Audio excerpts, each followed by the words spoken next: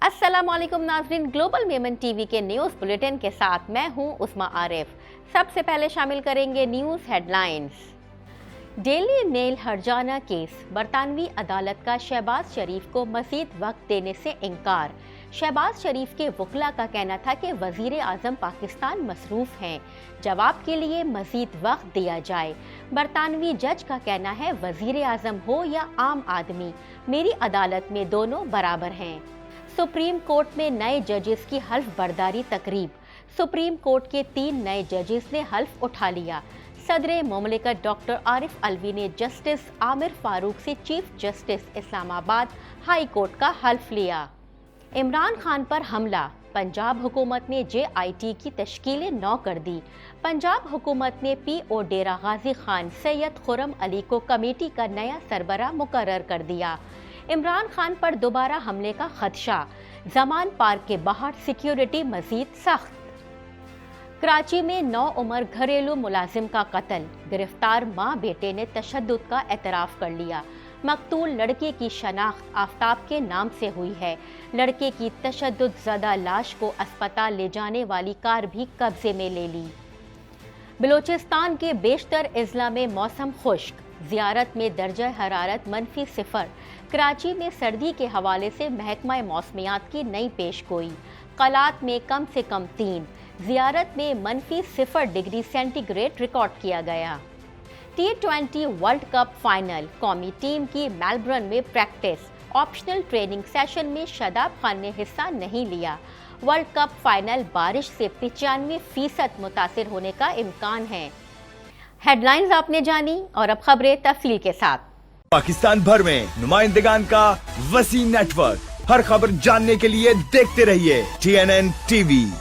1.25 करोड़ की आबादी पर मुश्तमिल कराची मेट्रोपॉलिटन सिटी में सेहत के हवाले से हस्पताल तो बहुत, लेकिन फिजियोथेरेपी सेंटर नायाब हैं। अल्हम्दुलिल्लाह हमने इस कमी को पूरा करते हुए गुलिस्तान जौहर में सुबेदास फिजियोथेरेपी सेंटर का आगाज कर दिया है।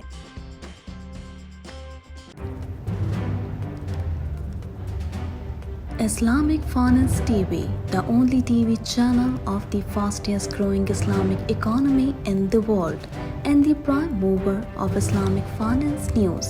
Follow us on our social media handles and watch our reports and educational program at www.islamicfinancetv.com.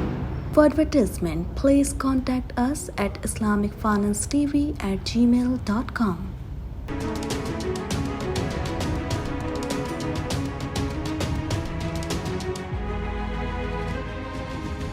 बरतानवी अदालत ने डेली मेल हरजाना केस में वज़ीर आज़म शहबाज शरीफ के हुक्म इम्तनाह की दरख्वास्त खारिज करते हुए मज़ीद वक्त देने से इनकार कर दिया।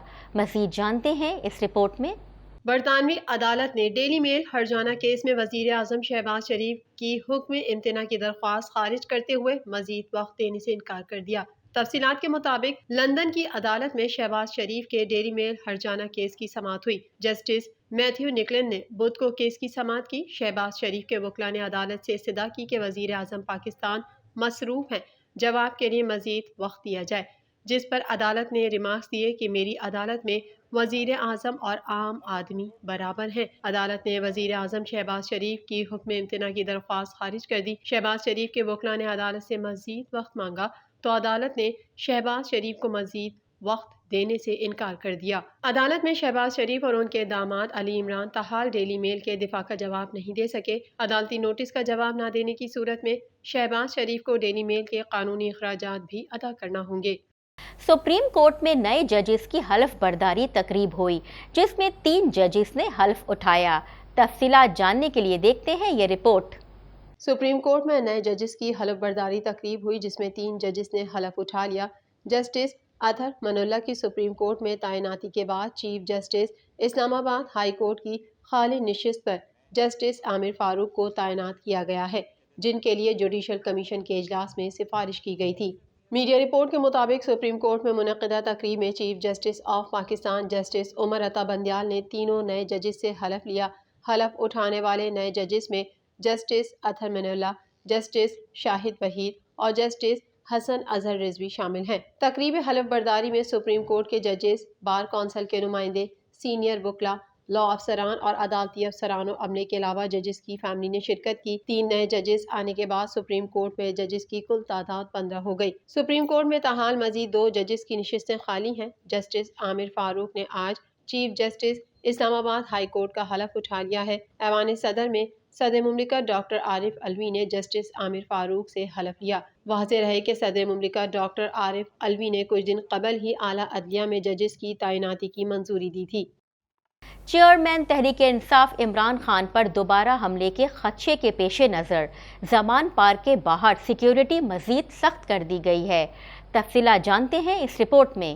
پنجاب حکومت نے پی ٹی آئی کے سربراہ عمران خان پر قاتلانہ حملے اور وزیر آباد پولیس کی جانب سے مقدمے میں ایف آئی آر کے اندراج کی تحقیقات کے لیے بنائی گئی 5 رکنی مشترکہ تحقیقاتی ٹیم کی 24 گھنٹے کے اندر ہی تشکیل نو کر دی، جبکہ دوسری جانب چیئرمین تحریک انصاف عمران خان پر دوبارہ حملے کے خدشے کے پیش نظر زمان پارک کے باہر سیکیورٹی مزید سخت کر دی گئی۔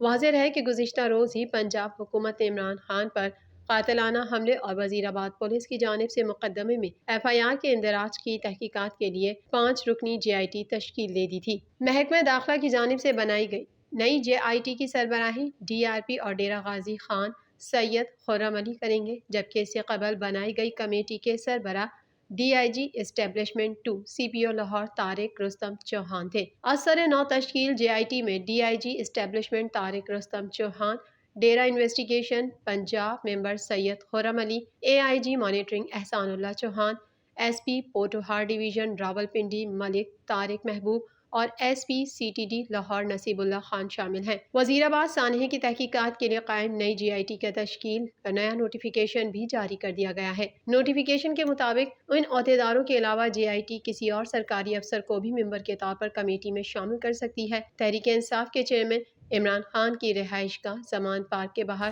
مزید سیکیورٹی اقدامات کر دیے گئے۔ گھر کی دیوار کے ساتھ سیکیورٹی کے پیش نظر ریت کے تھیلوں کی دیوار قائم کر دی گئی ہے، جبکہ سیمنٹ کے بلاکس رکھ کر بھی حفاظتی دیوار بنا دی گئی۔ زمان پارک کے داخلی اور خارجی راستوں پر بھی چیک پوسٹ قائم کر دی، جہاں نفری تعینات ہے۔ زمان پارک میں سیکیورٹی کے مزید کیمرے بھی نصب کر دیے گئے اور زمان پارک آنے جانے والوں کا ریکارڈ رکھنے کے لیے خصوصی ڈیسک قائم کیا گیا ہے۔ پارٹی کی خواتین رہنماؤں کی آمد کے پیش نظر چیکنگ کے لیے خواتین اہلکار بھی تعینات ہیں۔ تحریک انصاف کے چیئرمین عمران خان نے کہا کہ جو میرٹ پر آئے اسے آرمی چیف بننا چاہیے، لیکن نواز شریف اسے آرمی چیف بنانا چاہتا ہے جس سے اس کی چوری بچے۔ نواز شریف ہمیشہ اس آدمی کو اوپر لاتا ہے جس سے اسے فائدہ ملے۔ انہوں نے کہا کہ ملک کا سابق وزیر اعظم ایک ایف آئی آر درج نہیں کرا سکتا کیونکہ طاقتور سامنے کھڑا ہے۔ یہاں طاقتور کو جیل میں نہیں ڈالا جاتا بلکہ اس سے ڈیل کی جاتی ہے۔ عمران خان کا کہنا تھا کہ انہوں نے سوچا کہ میں گولیاں لگنے سے ڈر جاؤں گا، اعظم سواتی بزرگ آدمی ہے، ویڈیو سے ڈر جائے گا۔ ارشد شریف سے جو کچھ کیا اس پر ہم شوق میں ہیں، اس نے ایسا کیا جرم کیا تھا جو اس کو ایسے قتل کیا گیا۔ گلبرگ بلاک 12 پولیس مقابلے میں 3 ملزمان کی ہلاکت، ڈسٹرکٹ سینٹرل پولیس کو بڑی کامیابی مل گئی۔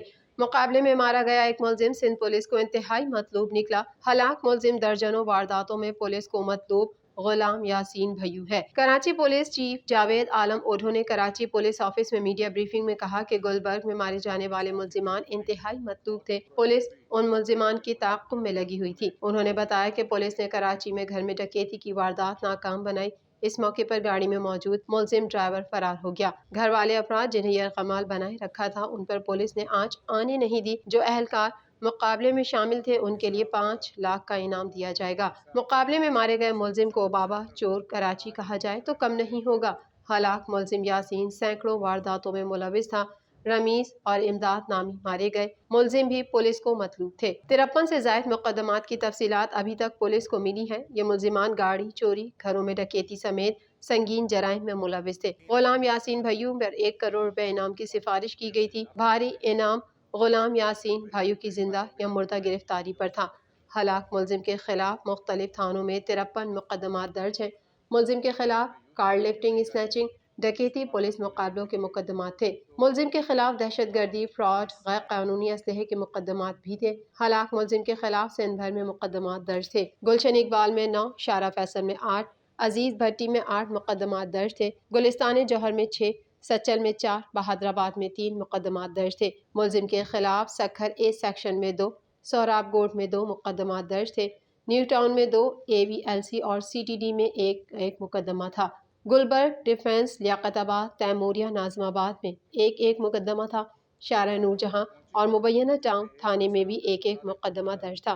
ملزمان گلبرگ میں ڈکیتی کے دوران پولیس مقابلے میں مارا گیا. مقابلے میں غلام یاسین بھیو کے مزید 2 ساتھی بھی مارے گئے. ملزمان نے خاتون اور مرد کو بھی یرغمال بنایا ہوا تھا. ابھی تک جو پرچے ہمیں ملے ہیں 53 سے زیادہ FIRs مختلف، جس میں گاڑیوں کی سنیچنگ، گھروں میں ڈکیتیاں، قتل، پولیس کے ساتھ انکاؤنٹرز اور دوسری ایسی بہت سی جو وارداتیں ہیں اس میں یہ پائے گئے تھے. ان کے لیے 1 کروڑ کا ریکمنڈیشن بھی تھی اور وہ بدقسمتی ہے کہ وہ ٹائملی اپروو نہیں ہوا.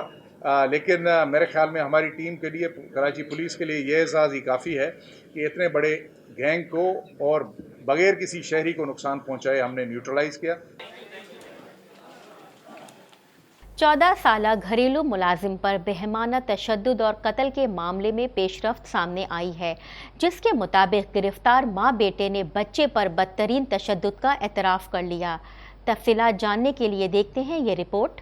14 سالہ گھریلو ملازم پر وحیمانہ تشدد اور قتل کے معاملے میں پیش رفت سامنے آئی ہے، جس کے مطابق گرفتار ماں بیٹے نے بچے پر بدترین تشدد کا اعتراف کر لیا. پولیس کے مطابق بچے کی لاش کے کیمیائی تجزیے اور DNA رپورٹ کا انتظار ہے، جس کے بعد حتمی طور پر اس سے متعلق کچھ کہا جا سکتا ہے. میڈیا رپورٹ کے مطابق ڈسٹرکٹ ایسٹ پولیس نے ٹیکنیکل بنیادوں پر ٹارگیٹڈ ایکشن لیتے ہوئے شہید ملت کے علاقے میں ایک بنگلے سے بچے کو اسپتال منتقل کرنے والی خاتون اور اس کے بیٹے کو گرفتار کر لیا.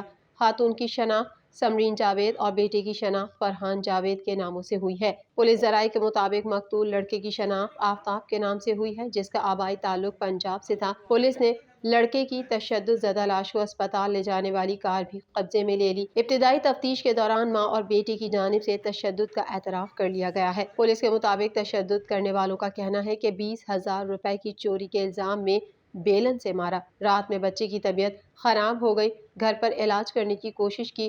صبح صورتحال تشویشناک ہوئی تو اسپتال لے کر گئے. پولیس کا کہنا ہے کہ بچے سے زیادتی کس نے کی اس بات کا تاحال تعین نہیں ہو سکا. محکمہ موسمیات نے کراچی میں آئندہ دنوں میں درجہ حرارت کم اور موسم سرد ہونے کی پیشگوئی کر دی. مزید جانتے ہیں اس رپورٹ میں. محکمہ موسمیات نے کراچی میں آئندہ دنوں میں درجہ حرارت کم اور موسم سرد ہونے کی پیشگوئی کر دی. تفصیلات کے مطابق محکمہ موسمیات نے کراچی کے موسم کی صورتحال کے حوالے سے بتایا کہ مختلف علاقوں میں صبح کے وقت دھند کے باعث حد نگاہ 3 کلومیٹر رہ گئی. بلوچستان کے بیشتر اضلاع میں موسم خشک ہو گیا، جبکہ سردیاں شروع ہوتے ہی موسم کی شدت میں اضافہ ہو گیا. میڈیا رپورٹ کے مطابق محکمہ موسمیات کا کہنا ہے کہ صوبے کے بیشتر اضلاع میں موسم خشک رہے گا، جبکہ شمالی اور وسطی اضلاع میں موسم سخت سرد رہے گا.